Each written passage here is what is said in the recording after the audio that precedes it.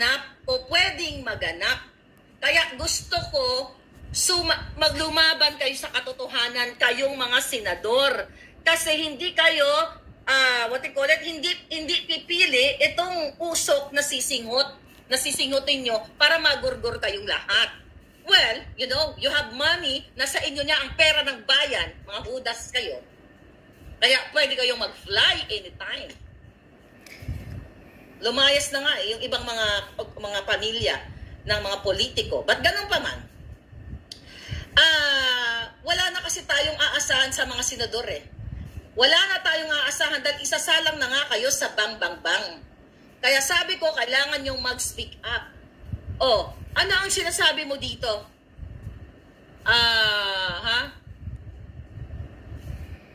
Sabi mo pa dito, Senator Bato, na nakakabahala, di ba? Na yung mga classified documents ay madaling nakakarating kahit kani-kanino at maaaring mapasakamay ng kalaban ng bansa, kaya kailangan natin aksyonan. Ang tunay na kalaban ng bansa ay ang mga senador na katulad ninyong hindi kumikilos. Kayo ang suwail at taksil sa bayan. Ako ba kalaban ng bansa? Kakampi ako ng bansa. Kayong nakaupo, kayo ang mga traidor, mga taksil. Takot kayo sa isang Lisa Tanas. Takot kayo sa isang bansot, sa isang adictus, sa isang pulboronic, ano pa, Bartik. Dahil lang sa inyong vested interest. Why? Okay?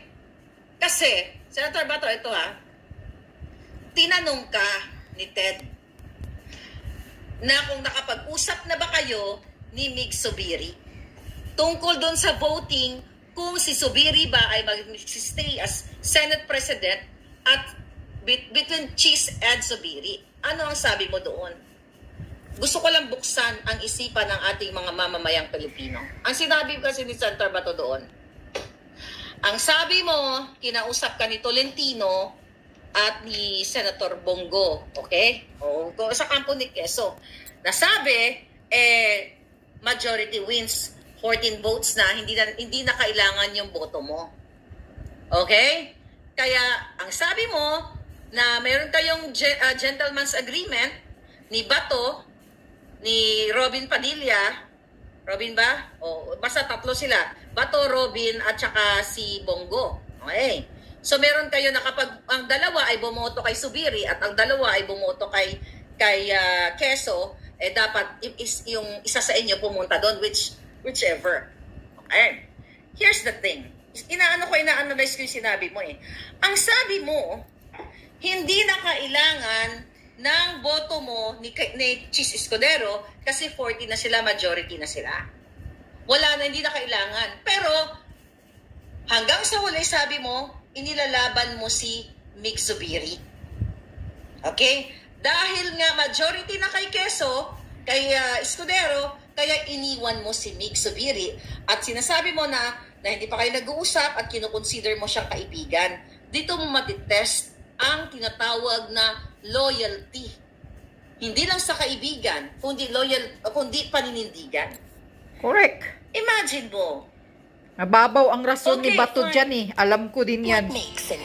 Yung rason niya doon, mababaw kasi hindi na daw kailangan yung boto niya. Di ba't pa siya bumoto? Bumoto sana siya kay Zubiri. Kulang sa boto si Mig Zubiri. Kaya nga. Hindi na pala kailangan ng boto ni Escudero para siya ay maging Senate President. Exactly. Bakit hindi ka nagstay sa sinasabi mong kaibigan mo na si Mig Zubiri? Yun nga eh. Kahit pareho naman eh. Tama. Pag pumunta ka doon, panalo na sila. Wala na daw magawa yung boto mo. Pag nagstay ka kay Migs, panalo pa rin sila, di ba? Talo pa rin si Migs. Ngayon, pinakiusapan ka na mag-majority ka na, huwag ka mag-minority. Ibig sabihin, you know what? Dapat may advisor ka eh. Mababaw nga si Bato yung pag-iisip. It's not a smart answer. Ganito, bibigyan ka ng example. Magkaibigan tayo, kunyari. Tapos may kaibigan kang isa. Okay, si Maria. Okay? Ako, tsaka si Maria, nasa isang tayo. O hindi, kunyari, tatlo yung kaibigan mo, tapos ako nag-iisa na lang. Okay? Nasa battle tayo. Kunyari, nakapag-bang-bang-bang tayo. O, 5 tayo. Okay, 5 tayo. So ngayon, ako naghihingalo. Very close tayo, naghihingalo. Okay? Pero pwede ba or something. Sabi ng kaibigan mong tatlo, iwanan mo na yan si Maharlika, mamamatay na rin naman yan eh. You know what I mean? Sabi mo, kaibigan mo, o hindi ba kapag mahal mo ang kaibigan mo, kapag nanindigan ka, Kaya nga. whether win or lose, sasamahan mo ang kaibigan mo. Correct. Iniwan mo si Zubiri. Correct. Kumbaga, pinatay na nga siya nung mga majority. Ginurgur na siya. Ginurgur mo pa. Sumama ka sa majority. For what? Walang Vested panindigan interest nga mo. eh. Because kung talagang kaibigan mo si Zubiri, sabi mo nga, hindi na kailangan ni Escudero ang iyong boto para Yeah. sa Senate presidency. Iniwan mo si Zubiri ng sugatan. Kaya nga di ba masama ang loob niya? Kaya nga. Saan ang loyalty mo dahil kinumbinsi ka ni Tolentino, ni Senator Bongo? So wala kang paninindigan. Wala kang balls. And we don't like a senator or a leader like you Yes. na walang balls. Nakakahiya ka. kay Walang Paolo prinsipyo. Duterte. Walang Unless you panindigan. redeem yourself. Asan ang balls doon? Hindi ko iiwanan ang kaibigan ko. Sugatan pa yan. Bibigyan ko siya ng honor. Hihilain ko yan. Di ba nanonood kayo sa mga sundalo? Kung kaya mong bitbitin ang katropa mo para Kaya nga. hindi siya matagdad ng kalaban, buo ang kanyang katawan, maialay mo sa kanyang pamilya na buo ang kanyang katawan. Ito, kahit wala na siya buhay, dinala mo as a friend. Kasi kaibigan mo para mapamisahan, para mabigyan ng Maipalibing ng tama. dignity. Pero iniwan mo si Zubiri. It's Correct. the same thing din ang gagawin mo sa taong bayan na now iniwan mo kami. Yes. Kasi gusto mo na i-close ang PIDEA leaks. And you know for a fact, huwag na tayo maglokohan. Of course, you're not gonna tell that on public. You know na ang impormante ay ang apelyido ay Daza. Daza. Huh. Yan. Maghanap kayo, maraming Daza sa Pilipinas. Ngayon, sinasabon ka na, At Bato. ayon sa aking source, ito ay pulboronic din. So may singhot din at dumudugo pa nga ang ilong nung mga panahong yaon. Grabe I don't know, hindi nasabi sa akin kung anong pinag-awayan, kung ano yung reason para nagsumbong siya o baka as friend. Siguro, gusto niyang ikaw ay what? Hindi ikaw, si Kuting. Diba? Kasi mga kababayan, ang gusto nilang gawin ay isarado na nga itong PIDEA leaks nito na hindi natatawag si Kumar. Kasi 'di ba ano tong committee report na ito? So titignan nila yung ilalagay nila doon sa report na yun, yung findings doon sa hearing na yon, ebidensya, yung minutes of hearing, ano nangyari sa investigation. Paano mo i-close? Paano ka magkakaroon ng closure? Kung yung pinaka-importanting sangkot, di umano, nagugurgur ng tao, magbabribe na si Kumar at si Lisa, pinakawalan nyo. Not only you ba to? Pinakawalan mo, Kilay, Jinggoy.